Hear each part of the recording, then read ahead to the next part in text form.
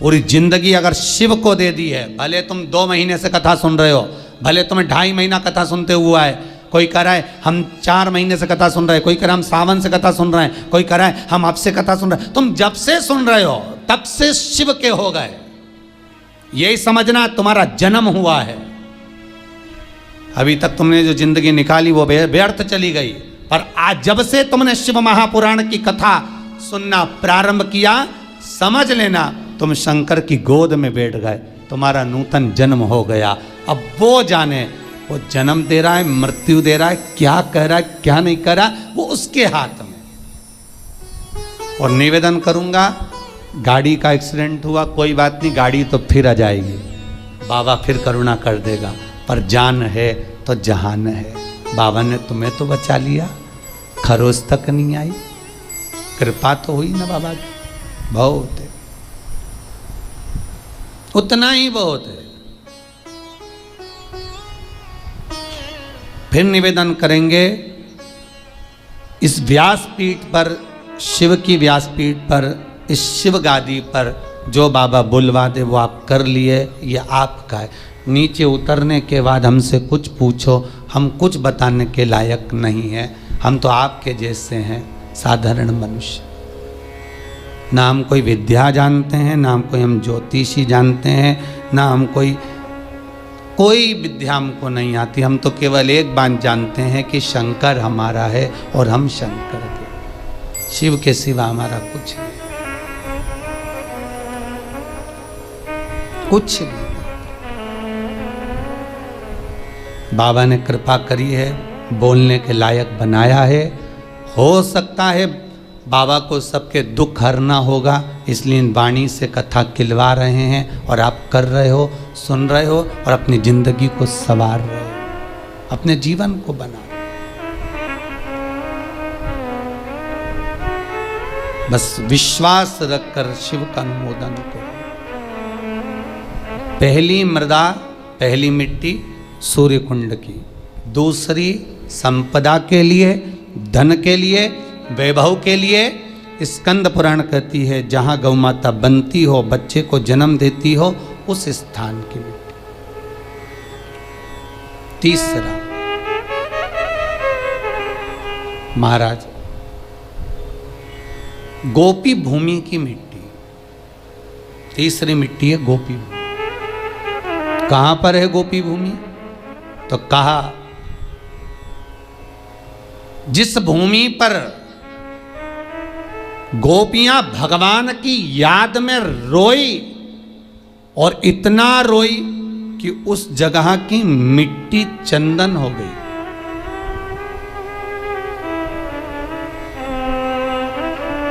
जहां पर गोपियां रोई और उस जगह की मिट्टी चंदन हो गई, वो गोपी भूमि सौराष्ट्र, गुजरात, द्वारका जी से 12 किलोमीटर की दूरी पर भेट द्वारका जाते समय बीच में पड़ता है गोपी तालाब, गोपी भूमि। आप लोग गए होंगे, कई लोगों ने दर्शन करा होगा। गोपी तालाब, गोपी भूमि, जहां की मिट्टी को लोग लेकर आते हैं और गोपी चंदन बनाते हैं और सिर पे लगाते हैं। गोपी चंदन बस वहीं की मिट्टी से बनता है।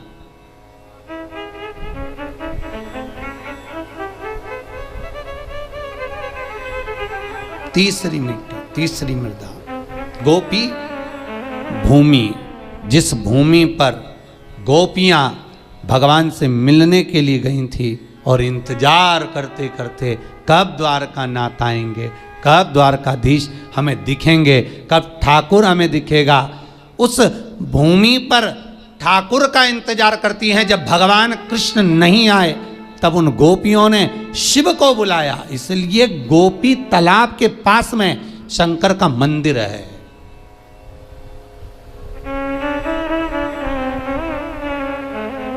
गोपीनाथ शिव, वृंदावन में गोपेश्वर, वह गोपीनाथ शिव है। दर्शन करिएगा कभी मौका मिले, गुजरात जाएं, द्वारका जाएं, द्वारकाधीश के मंदिर जाएं, तो गोपी तालाब पर जरूर जाएं, गोपी भूमि पर जरूर जाएं। इंतजार करती है, जब कृष्ण नहीं आए तब गोपियां शिव को पुकारी। भगवान शंकर एक गोपी का रूप रखकर आए। 2 बार मेरा शंकर गोपी बना है, एक वृंदावन की रज में गोपेश्वर महादेव, दूसरी बार इन गोपियों के बीच में सांत्वना देने के लिए, समझाने के लिए, इनके प्रेम को धीर बंधाने के लिए। बहुत जरूरी है महाराज, आप किसी के सुख में जाकर भड़े ना खड़े हो, पर दुख में कम से कम एक बार जाकर कह सकते हो चिंता करने की जरूरत नहीं है, बैठे हैं अभी हम।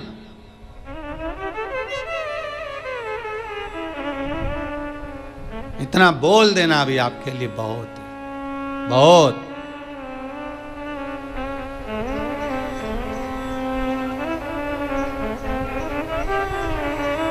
अरे क्यों चिंता करते हो? किसी का विल पावर मजबूत करो बस।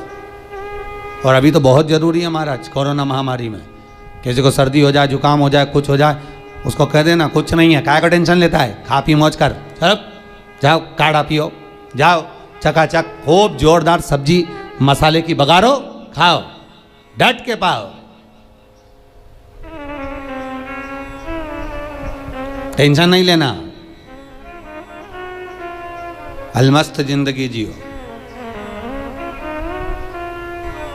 बहुत विचित्र मृत्यु हो गई। आज सवेरे अखबार में फोटो देखा, फ्रंट पेज पे इंदौर के शमशान का फोटो था।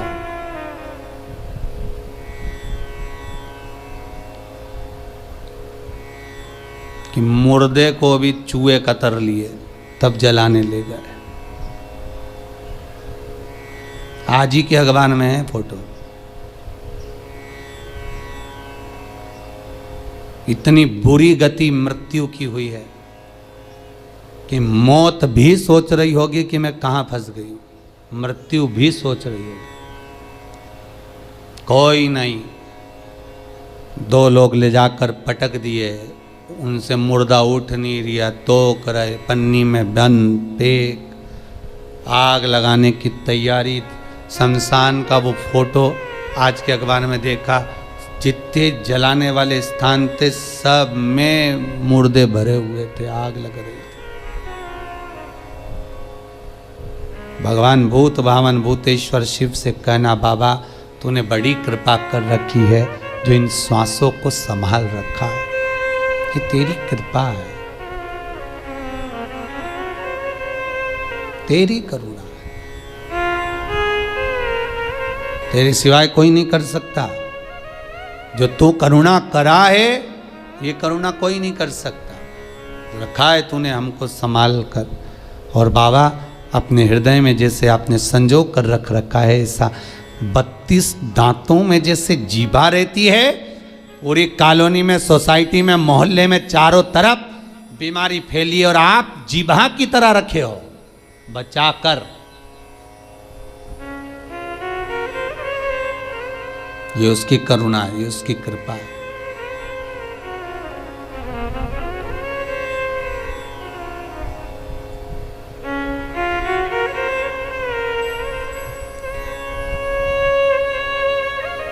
और तीसरे नंबर पर है गोपी भूमि महाराज। पहली सूर्य कुंड, दूसरी जहां गौ माता बनती हो वहां की मिट्टी, तीसरी है गोपी भूमि जहां पर गोपियां भगवान को पुकार रही हैं, रो रही हैं, बिलक रही हैं भगवान से मात्र एक बार मिलने के लिए। कि एक बार भगवान से केवल मिलन हो जाए, एक बार उनका दर्शन हो जाए, एक बार उनसे मिल जाए। भगवान नहीं आए।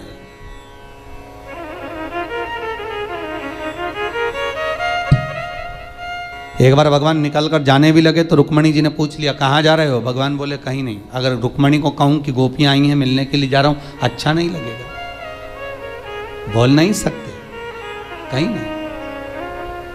इतना क्या प्रेम है गोपियों से। पूछ सकती थी रुक्मणी, कितनी क्या आसक्ति थी गोपियों। 16,108 रानियां तुम्हारी सुंदर, इतनी सुंदर, इतनी रमणीय, तो वो गांव की ग्वालन गोपियां जो पढ़ी नहीं, लिखी नहीं, विद्वान नहीं, कुछ जानती नहीं, उनमें क्यों इतनी आसक्ति, उसमें इतना क्यों प्राण छुपा है, उसमें क्यों इतना दिल अटका हुआ है, किस लिए? 16,108 रानियां सब पढ़ी लिखी थी, विद्वान थी, सब ज्ञानवान थी, सब राजाओं के यहाँ की पुत्रियां थीं, पर ये गोपियाँ पढ़ी लिखी भी नहीं थी, विद्वान भी नहीं थी, कुछ जानती भी नहीं थी, फिर भी भगवान का दिल, भगवान का मन इन गोपियों में इसलिए अटका हुआ था क्योंकि ये कुछ जानती नहीं थी, केवल एक चीज जानती थी कि कृष्ण हमारा है और कुछ नहीं जानती। और जो एक बार जान गया कि भगवान हमारा है तो भगवान भी जान गया कि ये मेरा है।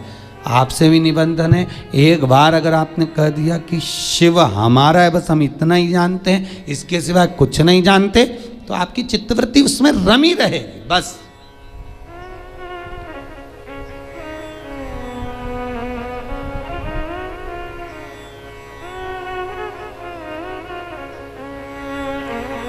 फिर वो चित्तवृत्ति शिव में रमी रहे, कहीं भटके ही ना।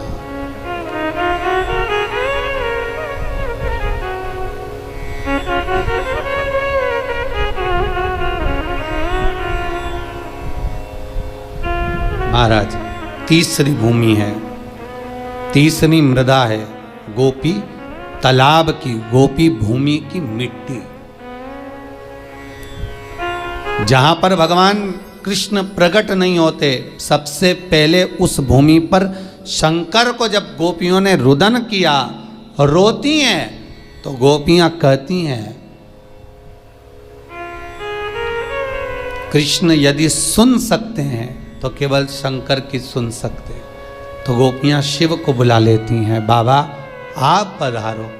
शास्त्र कहता है इस भूमि पर गोपियों ने बेलपत्र को तोड़कर भगवान शिव को समर्पित करा है। गोपी चंदन के नयन अश्रु से जो चंदन उत्पन्न हुआ था, जो मिट्टी हुई थी, उसका शिवलिंग का निर्माण कर कर उसकी पूजन करी है। उसी शिवलिंग में से शंकर प्रकट हुए।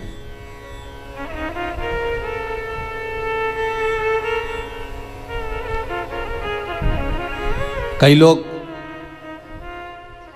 व्हाट्सएप पे प्रश्न करे हैं, गुरुजी से पूछ कर बताना कि शिवरात्रि के दिन गुरुजी जो पूजन कराएंगे रात को 9:20 से 10:20 तक, तो उसमें पार्थिव शिवलिंग का निर्माण करने का गुरुजी बोले कि मिट्टी का शिवलिंग बनाना है, गमले की मिट्टी हो, बगीचे की मिट्टी हो, मिट्टी का शिवलिंग बनाना। हमारे घर में शिवलिंग होगा तो क्या हम उसका पूजन नहीं कर सकते? हमारे घर में जो शिवलिंग है, हमारे घर में नर्मदेश्वर महादेव, हमारे घर में पारत का शिवलिंग है, हमारे घर में स्फटिक का शिवलिंग है, क्या हम उसकी पूजन नहीं कर सकते? कर सकते हो, मना नहीं है। पर अश्विन के अधिक मास में जिस शिवलिंग की आप पूजन करेंगे, अश्विन अधिक मास में जिस शिवलिंग की आप आराधना करेंगे, उससे कामना कर कर उस शिवलिंग को शिवरात्रि के दिन आप जो पूजेंगे, पार्थिव शिवलिंग का निर्माण कर कर पूजन करेंगे, उसका विसर्जन होना जरूरी है। स्कंद पुराण से, शिव महापुराण से। यदि आप पारत का शिवलिंग रखेंगे, आप स्फटिक का शिवलिंग रखेंगे, नर्मदेश्वर शिवलिंग रखेंगे, तो वो तो आपके घर का है, उसका तो विसर्जन आप कर नहीं सकते। इसलिए भले इतनी सी मिट्टी का शिवलिंग बनाओ, पर शिवलिंग बनना चाहिए। ब्राह्मण श्वेत मिट्टी का, महाराज वैश्य पीली मिट्टी का, क्षत्रिय लाल मिट्टी का, शूद्र काली मिट्टी का शिवलिंग का निर्माण करे, ये शिव महापुराण में लिखा है। पर अश्विन शिवरात्रि के दिन 15 अक्टूबर के दिन जो तुम शिवलिंग का निर्माण करोगे, उसमें यह ना सोचिएगा कि हमें सफेद मिट्टी का बनाना है, कि लाल मिट्टी का बनाना है, कि पीली मिट्टी का बनाना है, कि काली मिट्टी का बनाना है। बस मिट्टी होना चाहिए, मृदा होना चाहिए।